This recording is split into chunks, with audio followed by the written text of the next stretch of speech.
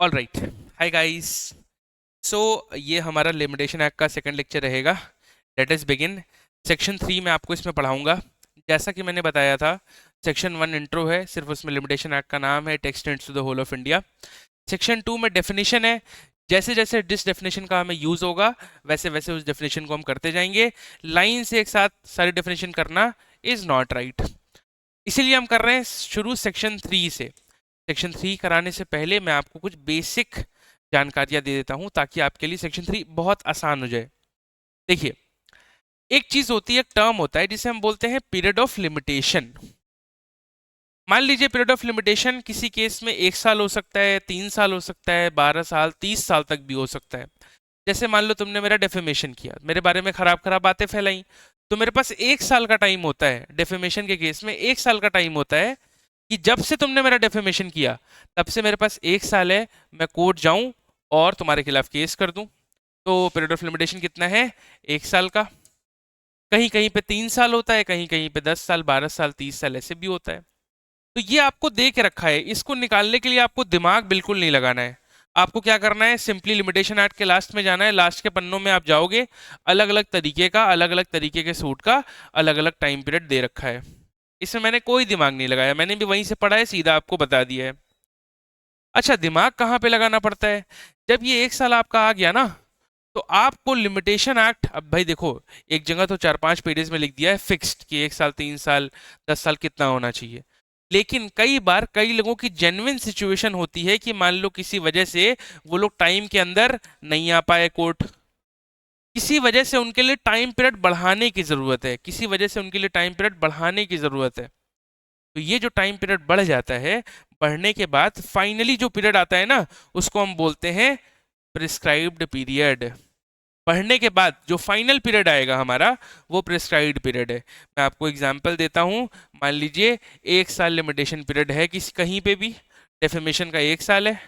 अब 1 साल तो ये फिक्स्ड है। उसके बाद हमने लिमिटेशन एक्ट पूरा अप्लाई किया। पूरा भी नहीं अप्लाई करना होता, मैं बताऊं, मेनली जो है आपको सेक्शन 4 से लेकर 24 अप्लाई करना होता है। आप सेक्शन 4 से 24 अप्लाई किया आपने, और आपको एक्स्ट्रा कुछ कुछ ना कुछ डिस्काउंट मिलेगा। मान लो आपको डिस्काउंट मिला 2 साल, और आपको 2 साल फ्री के मिल गया भैया, किसी न किसी वजह, किसी न किसी रीजन से आपको 2 साल मिल रहे हैं। ऐसे मिलता है, एक्चुअली मिलता है। तो ये जो फाइनल पीरियड आएगा, 1 + 2 3 ईयर्स, ये 3 ईयर्स है आपका पीपी, इसे हम बोलेंगे प्रिस्क्राइब्ड पीरियड। प्रिस्क्राइब्ड पीरियड तो भले 1 ईयर मिस हो जाए, ये फाइनल पीरियड मिस नहीं होना चाहिए। अगर ये फाइनल पीरियड मिस हो गया, तब तो भाई तुम्हारा केस को डिसमिस करना ही पड़ेगा, करना ही पड़ेगा। इसलिए जब तुम सेक्शन 3 पढ़ोगे तो वहां पे लिखा है कि कोई भी केस हो, अगर वो प्रिस्क्राइब्ड पीरियड के बाद आ रहा है तो उसको हम डिसमिस कर देंगे। मैं आपको दिखाता हूं, देखिए। सबसे पहले इसमें इन्होंने लिखा है subject to the provisions contained in section 4 to 24। 4 to 24 क्यों लिखा है? क्योंकि 4 to 24 ही कैलकुलेशन में हम यूज करते हैं। 4 to 24 से कैलकुलेशन पूरी चेंज हो जाती है ना। 1 साल का टाइम पीरियड 2 साल भी हो सकता है, 3 साल भी हो सकता है, बहुत हो सकता है। तो 4 से 24 को ध्यान में रखते हुए कोई भी सूट हो, एवरी सूट इंस्टीट्यूटेड, कोई भी सूट हो, कोई भी अपील हो, कोई भी एप्लीकेशन हो, अगर if it is made after the prescribed period, अगर वो प्रिस्क्राइब्ड पीरियड के बाद आ रही है, it shall be dismiss, shall be dismiss. किसी के पास, कोर्ट के पास भी डिस्क्रिशन नहीं है, कोर्ट को भी डिसमिस करना पड़ेगा। उसके आगे की जो लाइन है, लिखा है although limitation has not been set up as a defence. इसका मैं आपको मतलब बता देता हूँ। देखिए, मान लीजिए कोई कोर्ट केस चल रहा है, ए वर्सेस बी। अब ए भाई साहब को 3 साल के अंदर कोर्ट में आ जाना था। ए भाई साहब के पास 3 साल का टाइम था कि 3 साल के अंदर वो कोर्ट केस कर सकते हैं बी के ऊपर। ए भाई साहब 30 साल बाद आ रहे हैं, भाई 30 साल का टाइम दे। अब ये 30 साल बाद ए ने कोर्ट केस किया है बी के ऊपर, तो बी को डिफेंस लेना चाहिए कोर्ट में कि जैसे आप देखिए 3 साल का टाइम पीरियड था, 30 साल बाद आ रहे हैं, इसको डिफेंस लेना चाहिए था।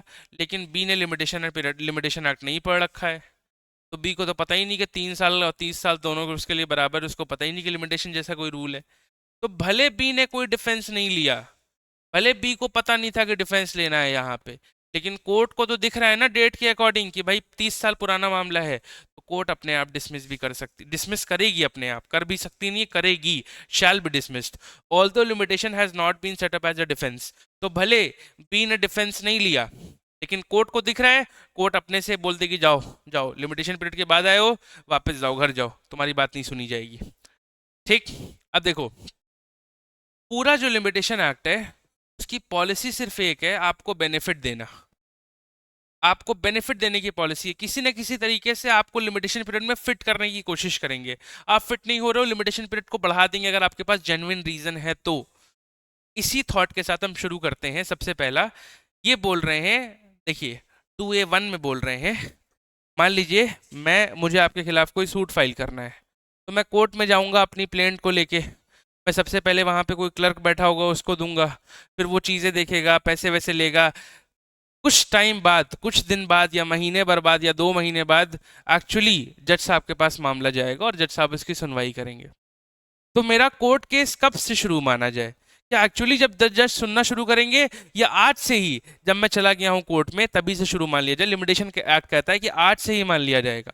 आज मैं कोर्ट में गया हूं अपनी फाइल को लेके, भले एक्चुअल कोर्ट केस 2 महीने बाद शुरू होगा, लेकिन मुझे बेनिफिट देने के लिए, क्योंकि हो सकता है 2 महीने बाद मेरा टाइम पीरियड खत्म हो चुका हो, तो आज मुझे बेनिफिट देने के लिए आज मैं गया हूं प्लेंट लेके अपनी, तो भले मैं प्रॉपर ऑफिसर के पास गया हूं, जज साहब के पास अभी मेरा मामला नहीं गया है, लेकिन ये मान लिया जाएगा कि मेरा कोर्ट केस आज ही से शुरू है। सेकंड है पॉपर का मामला। पॉपर का मतलब होता है गरीब।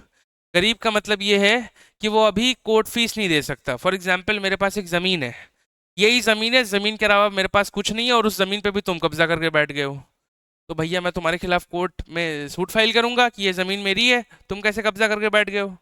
तो कोर्ट में जब सूट फाइल होता है तो कोर्ट फीस देनी पड़ती है। कोर्ट फीस देने का पैसा मेरे पास है नहीं, तो मैं कोर्ट में एप्लीकेशन लगाऊंगा कि जज साहब अभी मैं फीस नहीं दे सकता हूँ, मैं गरीब आदमी हूँ। एप्लीकेशन लगाऊंगा तो उस पर हीयरिंग होगी कि क्या मैं गरीब हूँ कि नहीं हूँ। दोनों पार्टी हो सकता है बहस करें, मैं बोलूँ गरीब हूँ, तुम बोलो नहीं नहीं गरीब नहीं है, तो इतना कुछ होने के बाद मुझे गरीब माना जाएगा। लेकिन मेरा केस किस दिन से शुरू हो जाएगा? उसी दिन से जिस दिन मैंने एप्लीकेशन लगाया था। लिमिटेशन एक्ट के पर्पजेस के लिए, मुझे बेनिफिट देने के लिए मेरा कोर्ट केस उसी दिन से शुरू मान लिया जाएगा जिस दिन मैंने एप्लीकेशन लगाया। गरीब होने का, क्योंकि गरीबी का एप्लीकेशन लगाया और डिसाइड होने में टाइम लगेगा कि मैं गरीब हूँ कि नहीं, फिर एक दिन डिसाइड होगा, उसके बाद मैं अपना सूट जो है रेगुलर चला पाऊंगा तुम्हारे खिलाफ। लेकिन मुझे बेनिफिट देने के लिए मेरा कोर्ट केस आज से ही शुरू मान लिया जाएगा, क्योंकि हो सकता है 6 महीने बाद डिसाइड हो, 6 महीने बाद तक मेरा टाइम ही निकल चुका हो। समझ पा रहे हो? तो in the case of a pauper, when is application for leave to sue as a pauper is made, leave का मतलब होता है permission, when is application for permission to sue as a pauper, जिस दिन उसने एप्लीकेशन लगाई permission मांगने के लिए कि भैया मैं पॉपर की तरह सूट लड़ना चाहता हूँ, मैं गरीब की तरह सूट लड़ना चाहता हूँ, जिस दिन एप्लीकेशन लगाई उसका सूट उसी दिन से शुरू मान लिया जाएगा। भैया बात इसके बाद है कंपनी का। देखो, मान लो एक बड़ी सी कंपनी है, लेटेस्ट से रिलायंस कंपनी, उसमें लाखों लोगों का शेयर है, मैं कहता हूँ मेरा भी शेयर है। अब वो कंपनी को कोर्ट बंद कर रही है। जब किसी कंपनी की वाइंडिंग अप प्रोसीडिंग, यानी कोर्ट किसी कंपनी को बंद कर रही होती है ना, तो उसे बोलते हैं वाइंडिंग अप प्रोसीडिंग। और वाइंडिंग अप प्रोसीडिंग के लिए एक बंदे को अपॉइंट किया जाता है जिसे बोलते हैं ऑफिशियल लिक्विडेटर। तो एक बंदा है जो लेखा जोखा रखेगा कि हाँ भाई किसका कितना पैसा है, सबको दे दा के कंपनी बंद हो जाएगी। मैं गया ऑफिशियल यार कैसी मैं ऑफिशियल लिक्विडेटर के पास गया, मैंने बोला भैया 10 लाख रुपए मेरे कंपनी में बन रहे हैं। उसने कहा अच्छा, अभी तो बहुत मैथ्स करनी है, 6 महीने बाद आना, देखते हैं तुम्हारा है कि नहीं। 6 महीने बाद वो बोल रहा है कि तुम्हारे पैसे नहीं बनते हैं। अब उसके बाद मैं सूट फाइल करूंगा, दुनिया भर की चीज़ें होंगी, लेकिन मुझे बेनिफिट देने के लिए मेरा सूट उसी दिन से शुरू मान लिया जाएगा जब मैं पहली बार उसके पास गया था। व्हेन द क्लेमेंट, क्लेमेंट का मतलब है क्लेम करने वाला, 10 लाख रुपए मैं क्लेम कर रहा हूँ ना उससे कि मेरे 10 लाख रुपए कंपनी में बन रहे हैं। When the claimant first sends in his claim to the official liquidator, तो जैसे ही उस ऑफिसर के बाद पहली बार मैं गया था, पहली बार मैंने बोला था कि 10 लाख रुपए मेरे बन रहे हैं, उसी टाइम से मेरा सूट फाइल शुरू मान लिया जाएगा, भले एक्चुअली में शुरू 1 साल 1.5 साल बाद हो रहा है, मुझे बेनिफिट देने के लिए अगेन। अब यहाँ पे इसको समझने के लिए आपको बस एक छोटा सा कॉन्सेप्ट है सेट ऑफ और काउंटर क्लेम का, वो आपको समझना होगा। देखिए, इसको मैं बहुत आसानी से ही बता सकता हूँ, लेकिन थोड़ा सा टेक्निकल तरीके से समझोगे ना तो बहुत चीज़ें आसान हो जाएंगी। ए वर्सेस बी है, ए ने बी के ऊपर केस किया। ए बोल रहा है भाई 10 लाख रुपए मेरे बी ने लेके बैठा है, दे नहीं रहा है वापस, तो 10 लाख रुपए मेरे वापस करो। और इस 10 लाख रुपए के लिए ए ने बी के ऊपर सूट फाइल कर दिया। नॉर्मल तो ये होना चाहिए था कि बी इस चीज को डिनाई करता, बी कहता नहीं भाई तुम्हारे 10 लाख रुपए नहीं बनते, तुम्हारे एक भी रुपए नहीं बनते। या हो सकता है कि कहता कि नहीं 10 लाख रुपए नहीं, 1 ही लाख रुपए बन रहे हैं। कुछ ऐसी बात अपने डिफेंस में बोलता ना भाई, अपना डिफेंस उसको लेना था। लेकिन भाई साहब ने डिफेंस लेने की बजाय बोला कि अच्छा तुम्हारे 10 लाख रुपए, मुझे तो तुमसे 20 लाख रुपए लेने हैं। तो अब ये डिफेंस लेने की बजाय इसने एक अलग कॉज ऑफ एक्शन इंट्रोड्यूस कर दिया, समझ पा रहे हो? ए ने बोला कि 10 लाख रुपए मेरे दो, it is a cause of action. तुम जब किसी से पैसा लेते हो वापस करना पड़ता है, it is a cause of action, 10 lakh रुपए वापस करने हैं। बी बोल रहा है, बी को डिफेंस लेना चाहिए था, लेकिन बी भाई साहब ने बोला कि अच्छा पहले मेरे 20 लाख रुपए वापस करो। बी भाई साहब ने एक अलग कॉज ऑफ एक्शन डाल दिया। तो यहाँ पे बोल रहे हैं कि जब दो अलग अलग कॉज ऑफ एक्शन है तो दो अलग अलग सूट माने जाएंगे, यानी ए ने एक अलग सूट फाइल किया है, बी ने एक अलग सूट फाइल किया है। भले देखो एक्चुअली में क्या हो रहा है, सेम कोर्ट केस में सब कुछ सेम कोर्ट है, सेम जज साहब है, उन्हीं के सामने बी बोल रहा है कि 20 लाख रुपए मेरे हैं। लेकिन क्योंकि लॉ कह रहा है कि ये 20 लाख रुपए एक अलग कॉज ऑफ एक्शन है, 10 लाख रुपए अलग कॉज ऑफ एक्शन है, तो दो अलग अलग सूट है। अब इतना माथापच्ची करने के बाद ये लोग फिर से दोनों को मिला देंगे। ए वर्सेस बी है, ए ने बोल रहा है मेरे 10 लाख रुपए दो, बी बोल रहा है मेरे 20 लाख रुपए दो। समझ पा रहे हो? ए ने सूट फाइल किया इस दिन से सूट चलना शुरू हुआ। 2 साल बाद बी ने बोला कि मेरे 20 लाख रुपए, कहीं यहाँ पे बोल रहा है कि मेरे 20 लाख रुपए बनते हैं, 20 लाख रुपए मेरे दो, ये 20 लाख लिख देते हैं इसको, ठीक है। 2 साल बाद 20 लाख रुपए अपने मांग रहे हैं, लेकिन लिमिटेशन एक्ट ये बोलता है कि बी भले एक अलग कॉज ऑफ एक्शन इंट्रोड्यूस कर रहा है, बी एक तरीके से एक अलग सूट फाइल करना चाह रहा है 20 लाख रुपए का, लेकिन बी का सूट इसी दिन फाइन मान लिया जाएगा जिस दिन ये पहला दिन कोर्ट केस में आया था। तो भले ए ने सूट फाइल किया था, भले इस दिन से ये पहला दिन है, और भले बी ने जो है 2 साल बाद पैसे मांगे हैं, लेकिन बी को बेनिफिट देने के लिए इनका केस इसी दिन से शुरू मान लिया जाएगा जिस दिन पूरे केस का पहला दिन था। जिस दिन पूरे केस का पहला दिन था उसी दिन से बी का सूट भी शुरू मान लिया जाएगा। ये बेनिफिट दे रहे हैं, ये होता है सेट ऑफ। सेट ऑफ का मतलब ये है कि एक बंदा पैसे मांग रहा है, दूसरा बंदा ही पैसा मांगने पे आ गया, अपना डिफेंस लेने के बजाय वो बोल रहा है कि अच्छा पहले मेरे 20 लाख वापस करो तब तुम्हारे 10 वापस करूंगा। ये होता है सेट ऑफ। तो सेट ऑफ में बेनिफिट मिलता है, भले 2 साल बाद वो क्लेम कर रहा है, लेकिन it will relate back to the original date जिस दिन सूट फाइल हुआ था, जिस दिन सूट का पहला दिन था उसी दिन इनका भी पहला दिन मान लिया जाएगा। और नेक्स्ट है काउंटर क्लेम। देखो काउंटर क्लेम में भी ए भाई साहब कुछ गिफ्ट मांग रहे होंगे कोर्ट से, बी भाई साहब भी डिफेंस लेने के बजाय उल्टा कोई गिफ्ट मांग लेंगे। तो ये भी गिफ्ट मांग रहे हैं, ये भी गिफ्ट मांग रहे हैं, ये भी कुछ अपनी बात रख रहे हैं, ये भी कुछ अपनी बात रखने लग रहे हैं डिफेंस लेने की बजाय। नॉर्मली तो ये होना चाहिए था कि मेरा सामान दो, ये बोलेंगे नहीं तुम्हारा सामान बनता ही नहीं है, तो ये डिफेंस होता है। डिफेंस लेने के बजाय अपना कॉज ऑफ एक्शन इंट्रोड्यूस कर दो कि नहीं मुझे भी कोर्ट से कुछ चाहिए। तो उस केस में क्या होगा, देखो सेट ऑफ के केस में सिर्फ पैसा इन्वॉल्व होता है। पैसा पैसा जहां पे होगा वो तो रूल मैंने आपको बता दिया। Counter claim is something different. Counter claim का एग्जाम्पल मैं आपको एग्जाम्पल देके समझाता हूँ। अरे भाई क्लियर हो जाए, कोई बात नहीं। मान लो एक हस्बैंड है और एक वाइफ है, हस्बैंड वाइफ की लड़ाई हो रही है। वाइफ जो है अपने हस्बैंड को बिना किसी रीज़न के छोड़ के चली गई है, ठीक है। जब कोई भी पार्टनर अपने पार्टनर को बिना किसी रीज़न से छोड़ के चला जाता है, चाहे हस्बैंड चली जाए चाहे वाइफ चली जाए, तो एक डिक्री ले सकते हैं आप कोर्ट से जिसे बोलते हैं restitution of conjugal rights. Court बोले कि आओ वापस रहो, क्योंकि बिना किसी रीज़न क्यों गए हो, शादी क्यों करी, बिना किसी रीज़न के आप छोड़ के नहीं जा सकते। हस्बैंड बोल रहा है कि मेरी वाइफ छोड़ के चली गई है, मुझे कोर्ट से रेस्टिट्यूशन ऑफ कॉन्जुगल राइट्स चाहिए कि मेरे वाइफ वापस मेरे साथ आके रहने लगे। वाइफ बोल रही है, अच्छा वाइफ को डिफेंस लेना चाहिए था कि मैं क्यों नहीं इस बंदे के साथ आके रहना चाहती हूँ, मुझे मारता है पीटता है जो भी है। वाइफ ने एक अलग चीज़ कोर्ट से मांग लिया, वाइफ बोल रही है मुझे डिवोर्स चाहिए, मुझे मतलब नहीं है, मुझे डिवोर्स चाहिए। तो हस्बैंड भाई साहब कुछ मांग रहे हैं, वाइफ भाई साहब कुछ मांग रही हैं। तो इस केस में बड़ा सिंपल है, इसमें कोई बेनिफिट नहीं मिलता। जिस दिन हस्बैंड ने मांगा उस दिन हस्बैंड का क्लेम माना जाएगा, जिस दिन वाइफ मांग रही है उस दिन वाइफ का क्लेम माना जाएगा। तो काउंटर क्लेम में रूल बहुत सिंपल है, कोई बेनिफिट नहीं मिलता। जिस दिन आप काउंटर क्लेम मांग रहे हो उसी दिन आपका काउंटर क्लेम माना जाएगा। जबकि सेट ऑफ में अलग है। सेट ऑफ में भले बी भाई साहब 3 साल बाद मानेंगे, लेकिन it will relate back to the original date. जिस दिन सूट का फर्स्ट डे था उस दिन बी भाई साहब का भी फर्स्ट डे मान लिया जाएगा, भले 3 साल बाद 4 साल बाद बी भाई साहब ने अपने पैसे वापस मांगे हो। ठीक है, देखिए देखिए मैं इसको शुरुआत से पढ़ाता हूँ आपको। Any claim by way of a set off और अ काउंटर क्लेम, यानी सेट ऑफ काउंटर क्लेम हमने पढ़ के रखा। सेट ऑफ और counter claim shall be treated as a separate suit. क्यों सेपरेट सूट माना जाएगा?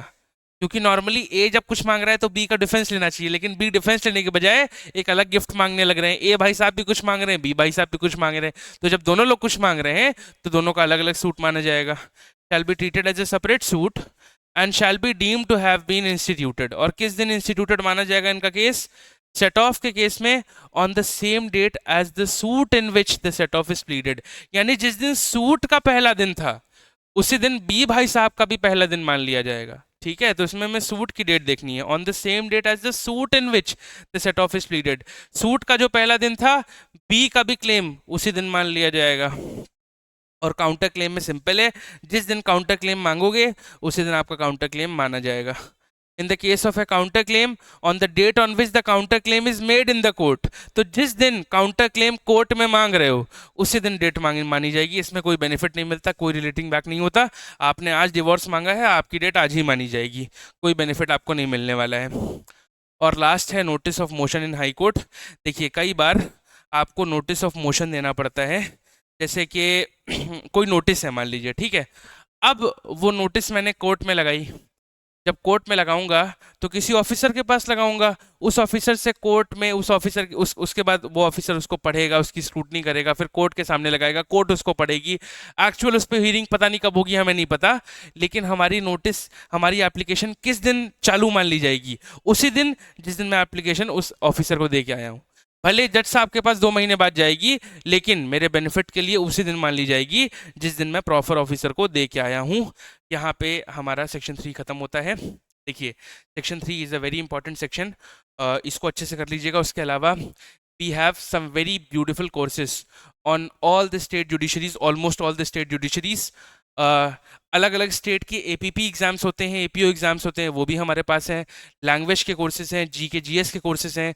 तो you can check out the description, उसमें आपको हमारी वेबसाइट मिल जाएगी, कोर्सेज का डिटेल मिल जाएगा। So do check out. Thank you so much.